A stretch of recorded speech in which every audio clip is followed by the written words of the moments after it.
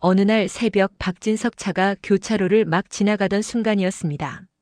옆에서 튀어나온 대형 트럭이 정확히 오른쪽 뒷좌석을 들이받았습니다. 운전석에 있던 기사는 손이 먼저 반응했습니다. 브레이크를 밟고 핸들을 틀었습니다. 운전석 쪽 에어백이 터졌고 기사 몸은 안전벨트와 에어백 사이에 끼었습니다.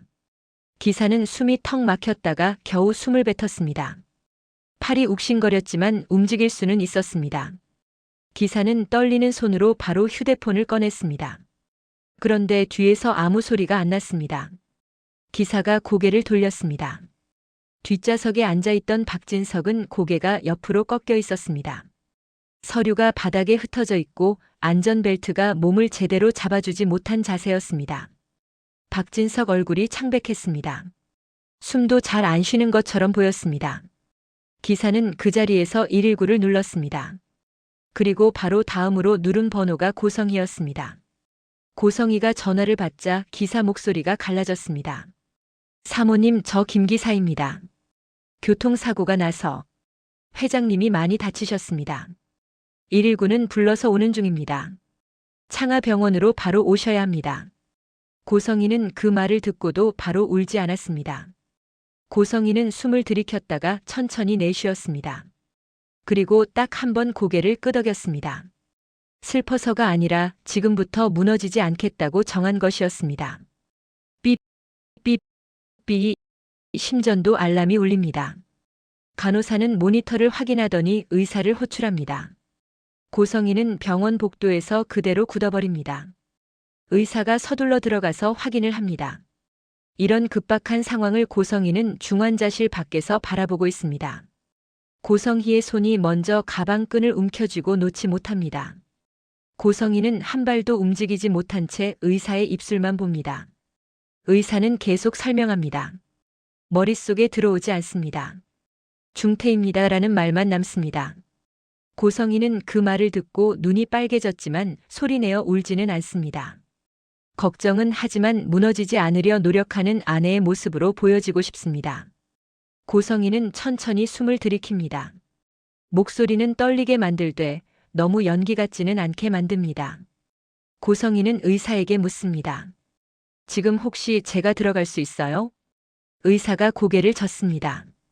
지금은 가족이라도 들어가실 수 없습니다. 고성희는 고개를 끄덕입니다. 잠시 뒤 고성희는 ICU 유리문 앞에 섭니다. 박진석은 온몸에 기계가 붙은 채 누워 있습니다. 얼굴이 창백합니다. 입술이 갈라져 있습니다. 고성희는 유리 너머로 박진석을 보고 손끝을 살짝 들어 유리에 대다가 바로 내립니다. 유리에 손자국이 남는 게 싫습니다. 고성희는 작게 중얼거립니다. 여보, 왜 그랬어? 고성희와 박진석에게는 무슨 일이 있었던 걸까요? 박진석은 고성희의 숨겨진 과거와 우진의 간이식, 은호의 일까지 모두 다 알게 되었습니다. 그는 분노로 온몸이 떨리는 걸 주체할 수 없었는데요. 하지만 이내 평정심을 찾고 골똘히 생각을 합니다. 그녀에게 되갚아주고 싶은데 그냥은 안 됩니다. 치밀하게 복수하고 싶었습니다. 그래서 그는 자신이 모든 일을 알고 있다는 것을 숨기기로 하고 성재에게도 앞으로 눈 감고 귀 막고 그냥 있으라고 말을 했죠. 그리고는 평소처럼, 아니 평소보다 더욱 다정하게 고성희를 대합니다. 어느 날, 그날도 그는 평소처럼 먼저 일어났습니다. 여보, 식사하세요. 고성희가 웃으며 말합니다. 당신 오늘은 기분이 좋아 보이네. 박진석은 미소를 지으며 물을 마십니다. 박진석이 밥을 한 숟갈 뜹니다. 그리고 아주 가볍게 말을 얹습니다. 오늘 회계팀에서 가온재단으로 갈 거야. 고성희의 씹는 속도가 느려집니다. 회계팀이요? 왜요? 박진석은 젓가락으로 생선을 발라냅니다. 뼈를 접시 한쪽에 모아둡니다. 연말이고 하니 서류상 정리할 게 있나 봐. 형식적인 거니까 걱정 마. 고성희는 웃으려고 입꼬리를 올립니다. 아유, 그럼 신경 쓸 게 뭐가 있어? 말은 그렇게 하지만 고성희는 당황스러웠습니다. 이 인간 왜 미리 말을 안 하고 닥쳐서 말을 해? 짜증나게. 속으로 생각합니다.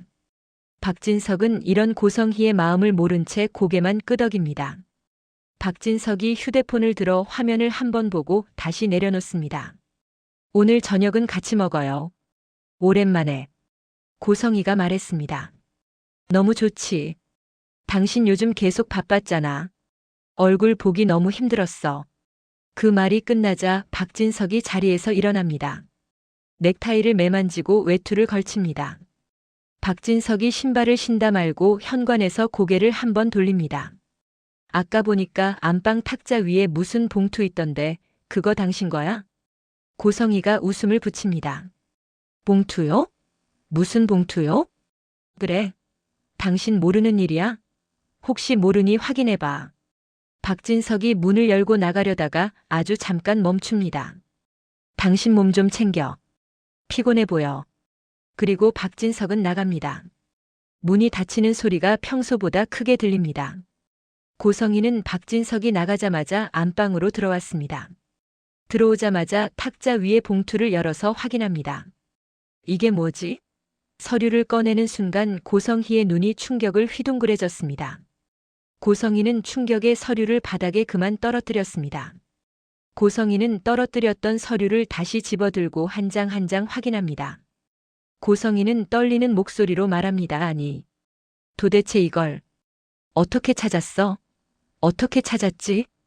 고성희는 탁자 가장자리를 손바닥으로 짚습니다. 고성희의 손이 땀으로 축축해져서 미끄럽습니다. 고성희는 다시 사진을 봅니다. 지은호가 웃고 있습니다.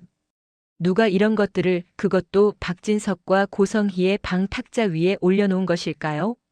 고성희는 서둘러 마음을 추스르고 이 서류와 사진을 봉투에 넣은 후 자신의 금고에 넣어두었습니다. 그리고 아무 일 없다는 듯 출근을 했습니다. 오늘 본사에서 회계조사를 나온다고 했으니 준비를 해야 하니까요. 출근을 한 박진석은 사무실에서 비서의 보고를 받고 있었습니다. 회장님, 회계팀이 가온재단에 방금 도착했습니다.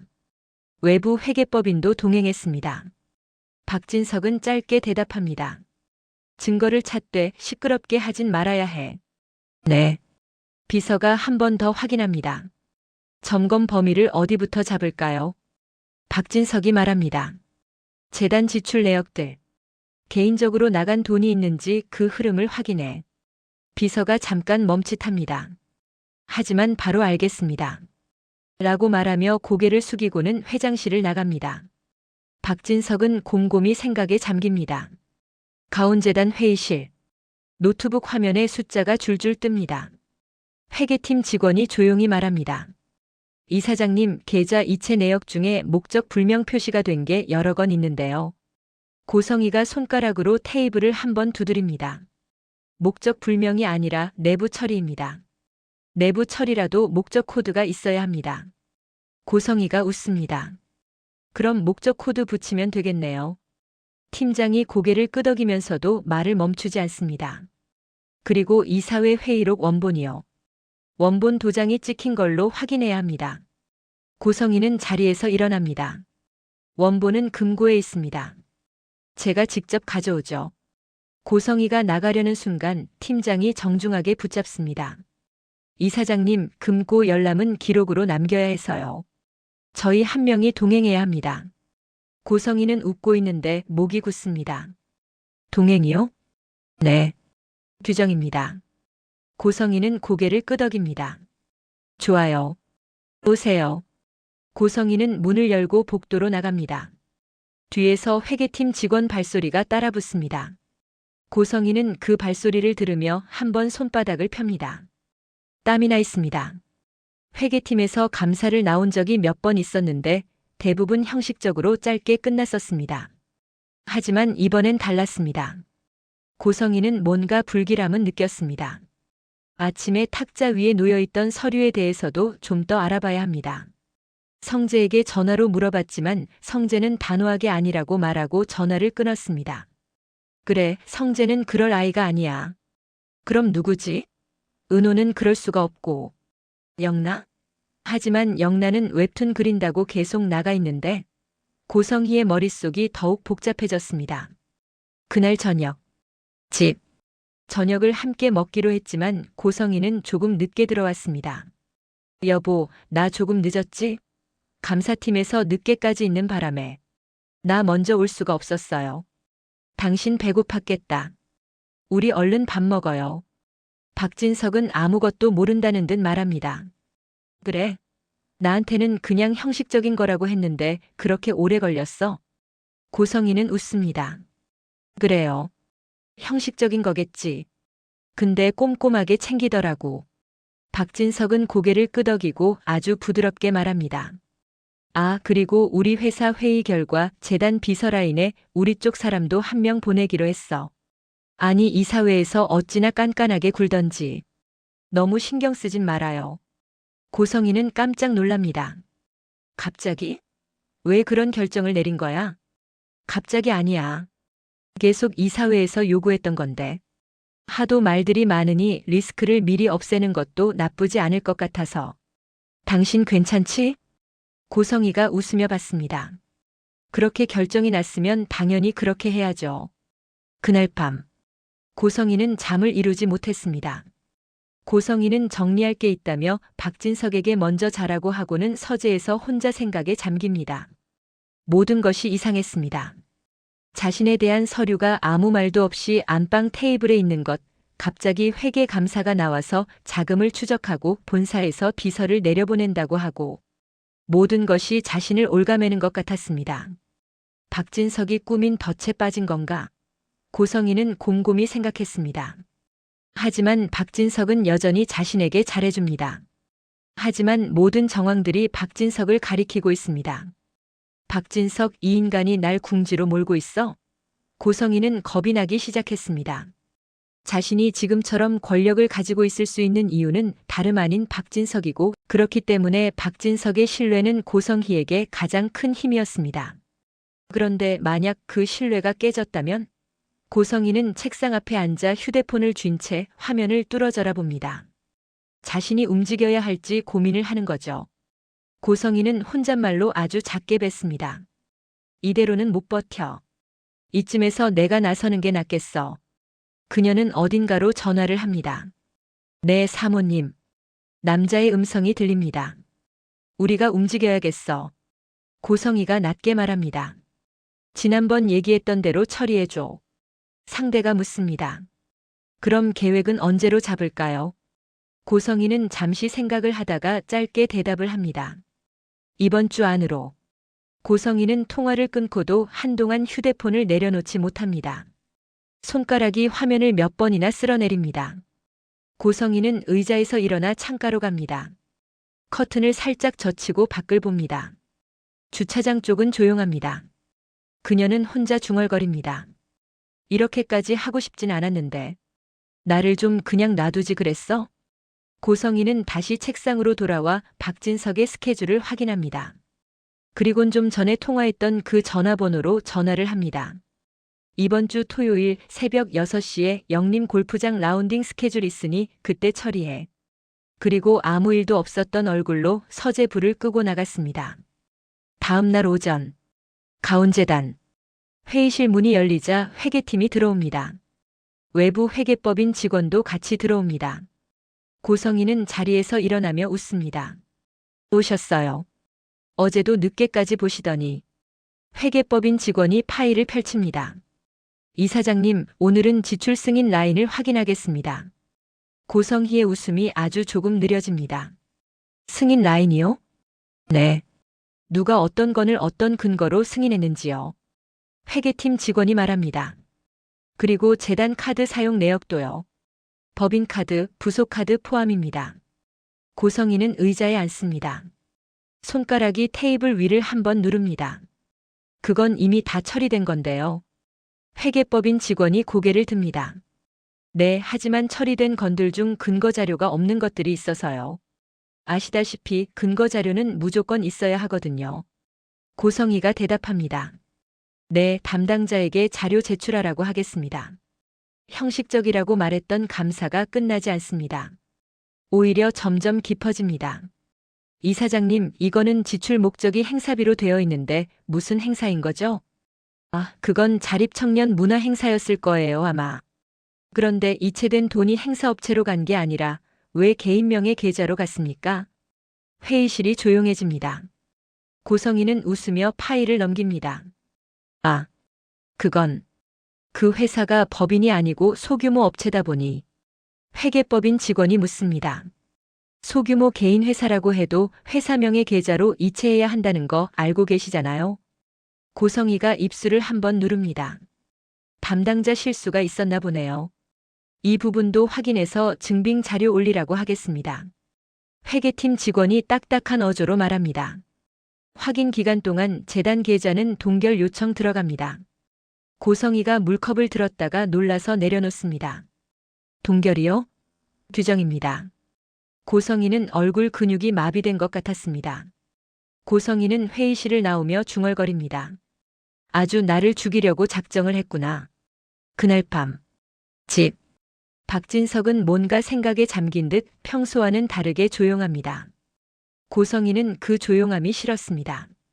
고성희가 말을 꺼냅니다. 여보, 나 요즘 너무 힘들어. 당신이 좀 도와주면. 박진석이 온화한 표정으로 말합니다. 뭘 도와줄까? 고성희는 잠깐 망설이다가 말합니다. 감사팀이 너무 과해. 내가 뭔가 죄인이 된 기분이야. 재단 내부에서도 내가 무슨 비리를 저질렀나 보다고 쑥덕대고. 박진석은 물을 한 모금 마십니다. 그렇게 샅샅이 확인했는데 깨끗하면 당신이 더 돋보일 거야. 힘들어도 조금만 참아. 뭐 캥기는 건 없잖아. 당신이 얼마나 꼼꼼하게 할 사람인지 내가 알아. 고성희가 웃습니다. 그거야 그렇지만. 박진석은 표정이 바뀌지 않은 채 말합니다. 내일은 이사회에서도 당신 부를 거야. 일정 비우고 꼭 참석해야 해. 고성희가 멈칫합니다. 이사회요? 아니 여보. 내가 정말 뭔가 잘못한 것 같잖아요. 잠시만 참아. 여보, 내가 어떻게 할 수 있는 일이 아니야. 박진석은 배려 섞인 말투로 말을 하지만 고성희는 압니다. 박진석이 어떻게 할 수 없는 일이 아니라 박진석이 조종하고 있다는 것을요. 고성희는 웃습니다. 그래요. 어쩔 수 없지. 토요일 새벽 4시 50분. 교차로.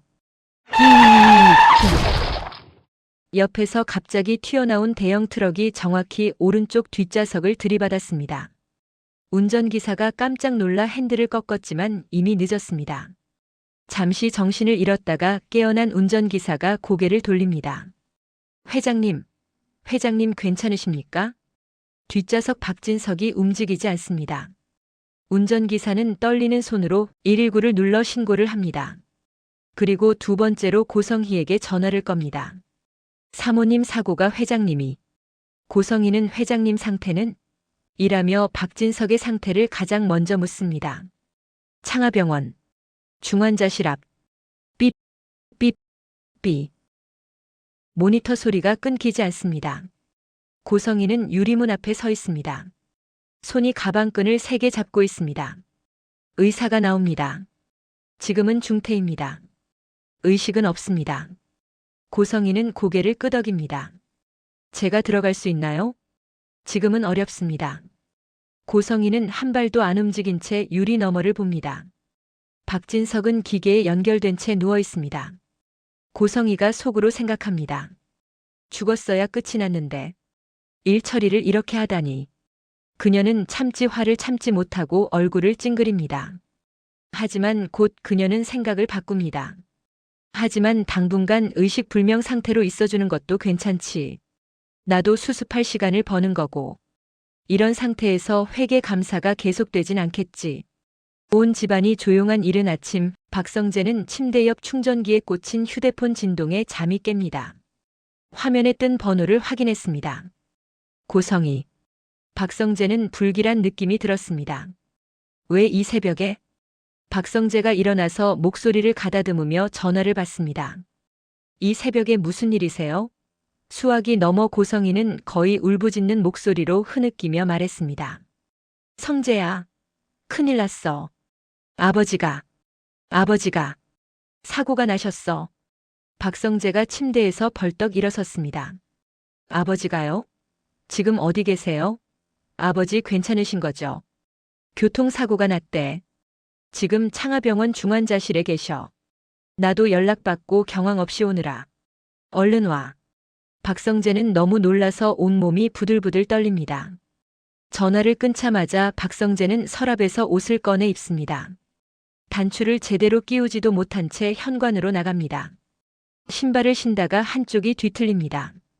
박성재는 그걸 다시 맞출 시간도 없이 문을 닫고 나가 차에 시동을 켰습니다. 중환자실 앞 복도. 유리문 너머로 기계 소리가 낮게 울립니다. 그 앞에 고성이가 서 있습니다. 머리카락이 흐트러졌는데 손은 가방끈을 꽉 쥐고 있습니다. 얼굴은 울었는지 부어 있는데 눈물은 멈춘 것처럼 보입니다. 박성재가 고성이 앞에 멈춥니다. 어머니, 아버지는요? 고성이가 바로 대답을 못합니다. 눈을 한번 깜빡이고 고개를 살짝 돌려 중환자실 문을 봅니다. 안에 계셔. 아직. 박성재가 유리문 쪽으로 가까이 다가가 아버지를 바라봅니다. 아직은 들어갈 수 없고 안정되고 나면 하루에 한 번 면회가 된대. 지금은 여기서 지켜볼 수밖에. 고성희의 얼굴이 빨개지며 눈에 다시 눈물이 맺혔습니다. 박성재는 눈물을 꾹 참고 고성희에게 물어봅니다. 어디서 사고 났는데요? 고성희가 짧게 말합니다. 외곽으로 나가는 길이래. 새벽 골프 라운딩 일정 있어서 일찍 나가셨거든. 웃으며 배웅도 해드렸는데. 어떻게 이런 일이 있을 수 있니? 믿어지지가 않아. 박성재가 눈을 찌푸립니다. 가해자는요? 그때 복도 끝에서 경찰 2명이 들어옵니다. 한 명이 병원 직원에게 묻고 보호자 대기실 쪽으로 걸어옵니다. 경찰이 박성재에게 말합니다. 박성재 씨 맞으십니까? 박진석 회장님 사고건 때문에 확인할 게 있습니다. 박성재가 바로 묻습니다. 가해 차량은요? 경찰이 대답합니다. 트럭 운전자는 현장에서 도주했는데 아침에 잡혔습니다. 박성재의 눈이 커집니다. 잡혔다고요? 벌써요? 네. 차량이 파손이 심했고 이동 경로가 금방 잡혔습니다.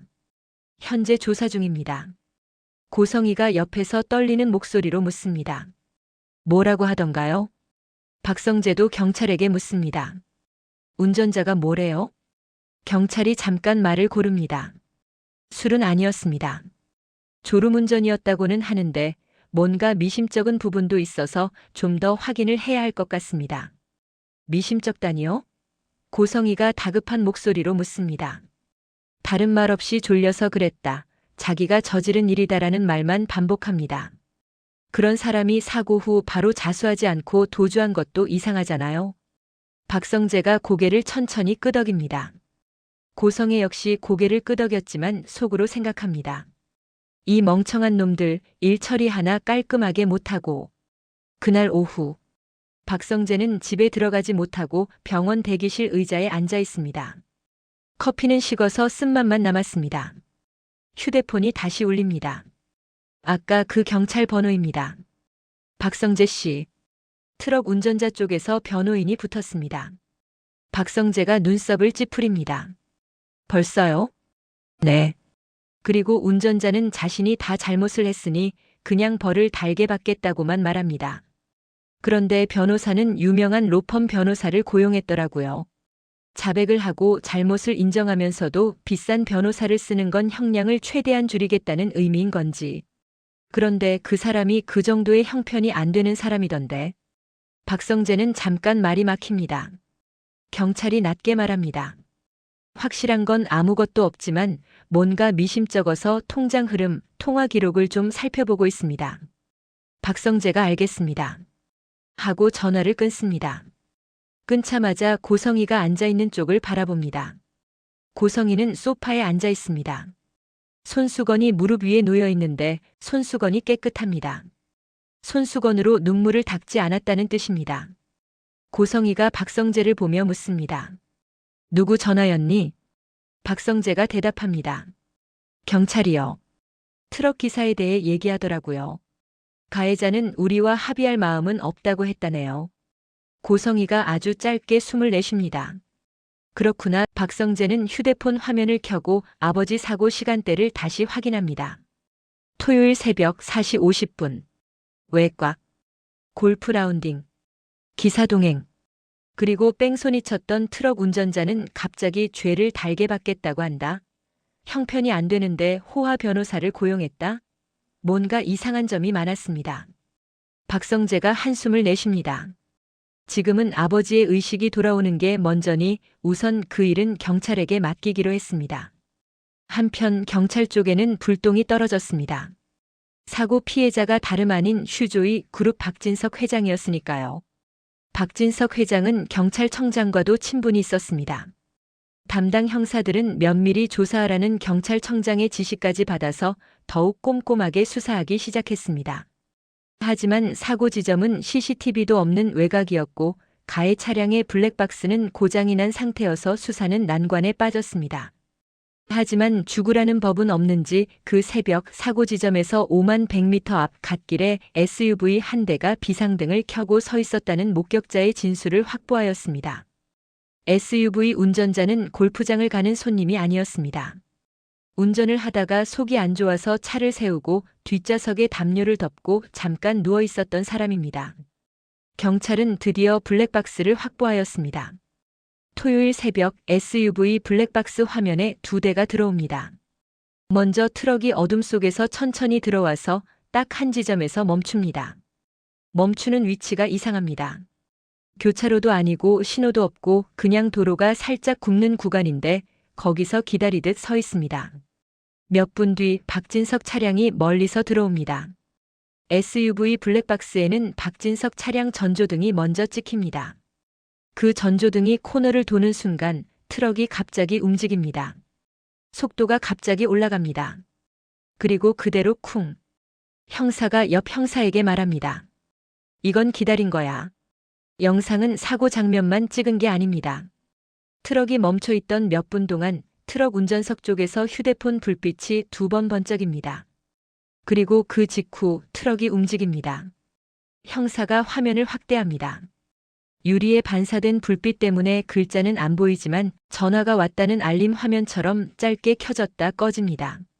형사가 시간을 적습니다. 첫 불빛 4시 47분. 두 번째 불빛 4시 49분. 충돌 4시 50분.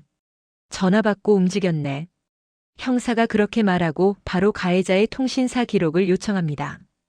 다음 날 중환자실 앞에 있다가 잠시 옷을 갈아입으러 집에 온 성재는 안방에 있는 고성희를 발견합니다. 고성희는 재단에 급하게 처리할 일이 있다며 잠깐 다녀오겠다고 하고 갔는데 집에 있었던 겁니다. 고성희는 성재가 아버지 앞을 지킬 것이라 생각했는데 마침 그 시간에 영나가 병원에 와서 잠시 집에 온 것이었습니다. 성재가 조용히 집에 들어왔을 때 안방 쪽에서 철컥 금고를 여는 소리가 들렸습니다. 성재가 깜짝 놀라 숨을 죽이고 조금 열려있는 안방 문틈을 봅니다. 고성희가 빠르게 움직이고 있는 모습이 보였습니다. 고성희는 금고에서 도장함을 먼저 꺼냅니다. 도장함을 열어 확인하고 다시 닫습니다. 그 옆에 있는 두꺼운 서류철도 꺼냅니다. 서류철 겉면에는 회사 로고가 찍혀 있습니다. 그 아래에 작은 글씨가 보입니다. 주주 의결 위임 같은 글자가 휙 지나갑니다.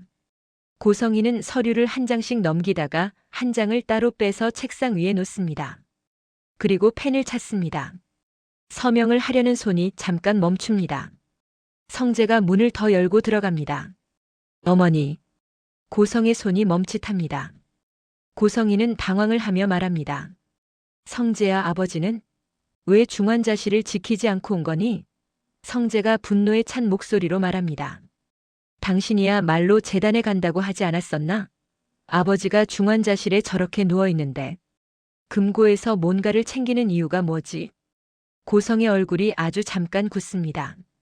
이건 처리할 게 있어서 그래. 박진석이 고성희를 노려보며 말합니다. 사고 난 지 하루도 안 됐습니다. 그런데 당신은 꽤 빠르게 움직이시네요. 박진석이 이어서 말합니다. 알고는 있었지만 당신이란 사람 정말 무서운 사람이었어. 고성희는 잠깐 말을 잃습니다. 그 순간 고성의 휴대폰이 울립니다. 고성희는 화면을 확인합니다. 그리고 바로 전화를 받지 않습니다. 고성의 손가락이 화면 위에서 한번 멈춥니다. 성재는 그 멈춘 손가락을 봅니다. 성재는 그걸 놓치지 않습니다. 바로 빼앗아서 성재가 전화를 받습니다. 수화기 너머 남자의 목소리가 들립니다. 사모님, 배우자 통장으로 입금 확인됐습니다. 고성희가 얼어붙은 채로 성재를 봅니다. 성재는 휴대폰을 귀에서 떼지 않습니다. 수화기 너머 남자가 다시 말합니다. 사모님, 남은 건 마지막 확인만 하시면 됩니다. 성재의 손이 천천히 굳습니다. 성재는 숨을 들이켰다가 내쉬지 못합니다. 고성희가 한 발 다가옵니다. 성재야, 그거 내려놔. 성재는 고개도 안 돌립니다. 잠깐만요. 성재가 수화기 너머로 말합니다. 방금 뭐라고 했죠? 배우자 통장이요? 상대는 잠깐 멈칫합니다. 누구십니까? 성재는 그제야 고성희를 똑바로 봅니다. 고성희의 눈동자가 흔들립니다. 성재는 전화를 끊지 않습니다. 성재는 휴대폰 화면을 눌러 스피커 버튼을 켭니다. 누구세요? 성재가 다시 묻습니다. 전화는 바로 끊겼습니다. 성재는 고성희를 한번 보고 고성희의 핸드폰을 가지고 바로 문 쪽으로 걸어갑니다. 고성희가 따라옵니다. 성재야, 너 지금 어디가? 성재가 신발도 제대로 안 신고 말합니다. 경찰서 갑니다. 고성희가 낮게 말합니다.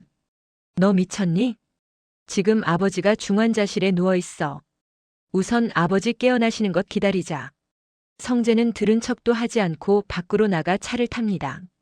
차에 시동을 걸며 성재는 담당 형사에게 전화를 합니다. 둘은 경찰서에서 만났습니다. 형사는 통화 기록을 보고 성재가 눌러둔 녹음 파일을 확인합니다. 형사가 말했습니다. 우선 고성희 씨를 용의자로 지목하고 그 주변 돈의 흐름, 통화 내역들을 확인해야겠네요.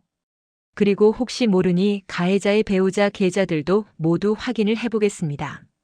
그리고 걱정스럽다는 듯 성재에게 말을 합니다. 박성재 씨도 당분간은 조심하세요. 형사는 바로 수사에 착수했습니다. 배우자 통장에 정말 10억의 돈이 입금되어 있었던 겁니다. 수사는 급물살을 타게 되었습니다. 형사는 계좌 흐름을 따라갑니다. 그 돈의 흐름의 겉으로는 깨끗한 회사가 하나 끼어 있습니다. 사업자 등록증 상으로는 행사업체인 것 같은데 별다른 실적 없이 가온재단과만 연결이 되어 있었습니다. 재단 돈이 그 업체로 나갔다가 다시 개인 계좌로 나갔던 겁니다. 모든 돈의 흐름이 행사업체를 통해 있었습니다. 고성희는 안방에서 초조함과 불안함에 방안을 계속 왔다 갔다 하고 있었습니다. 그때 성재가 들어옵니다. 성재야. 고성희가 지푸라기라도 짚는 심정으로 말했습니다.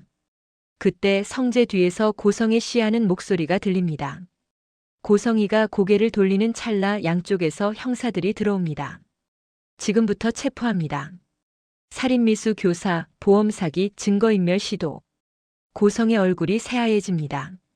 고성희는 한 발 뒤로 물러납니다. 무슨 소리예요?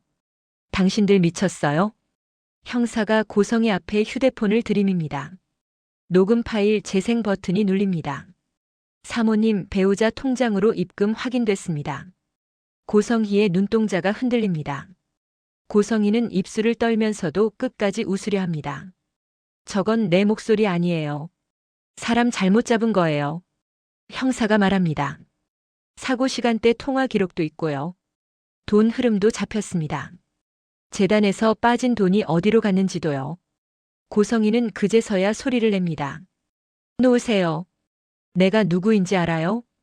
형사는 미란다 원칙을 고지하며 고성희의 팔목에 수갑을 채웁니다. 찰칵. 고성희가 그 소리에 멈춥니다. 고성희가 무너지듯이 주저앉았습니다. 다음 날 중환자실. 성재는 의자에 앉아 있습니다. 밤새 한숨도 못 잤습니다. 의사가 나옵니다. 보호자분. 손가락 반응이 있습니다. 성재가 벌떡 일어납니다. 유리문 너머 박진석의 손가락이 아주 작게 움직입니다. 성재가 입술을 깨뭅니다. 아버지. 몇 시간 뒤. 박진석이 눈을 뜹니다. 박진석 눈동자가 천천히 움직입니다. 천장을 보고 옆을 봅니다. 기계 소리가 낮게 깔립니다. 성재가 가까이 다가갑니다. 아버지 저예요. 성재예요. 박진석의 입술이 아주 조금 움직입니다. 소리가 거의 안 나옵니다. 성재가 귀를 가까이 댑니다. 박진석이 겨우 말합니다. 내 엄마는? 성재의 표정이 굳습니다. 성재가 대답합니다. 어머니는 일이 좀 있어서요. 나중에 말씀드릴게요. 박진석 눈꺼풀이 천천히 내려왔다가 다시 올라옵니다. 박진석은 숨을 길게 내쉽니다. 며칠 뒤 구치소 접견실. 고성희는 수의를 입고 앉아 있습니다. 화장은 없습니다. 머리카락도 정리되지 않았습니다. 검사가 서류를 넘깁니다. 트럭 기사 배우자 통장, 재단 자금 흐름, 사고 시간 통화 기록, 블랙박스 영상. 고성희는 웃습니다. 증거라고 가져온 게 그거예요? 내가 그걸 직접 했다는 증거가 있어요? 그리고 내가 왜 그런 짓을 했겠어요? 회장님이 얼마나 나를 믿고 아꼈는지 모든 사람들이 다 알아요. 검사가 고성희를 봅니다. 고성애 씨. 박진석 회장 의식 돌아왔습니다. 고성의 얼굴이 멈춥니다. 고성희는 대답을 못합니다. 당신이 뭘 숨겼는지, 당신이 뭘 계획했는지 박진석 회장이 아는 것 같던데요. 고성희는 고개를 숙입니다. 손이 떨립니다. 그 떨림을 숨기려고 손가락을 꽉 쥡니다. 그리고 고성희가 아주 작은 목소리로 말합니다. 나는 그저 살고 싶었어. 검사가 조용히 반박했습니다. 그래서 살인을 하려고 했나요? 당신이 살기 위해? 오늘 이야기는 여기까지입니다. 영상이 마음에 드셨다면 구독과 좋아요 한번 눌러주시면 다음 이야기를 더 빠르게 가져오겠습니다. 지금까지 시청해주셔서 감사합니다.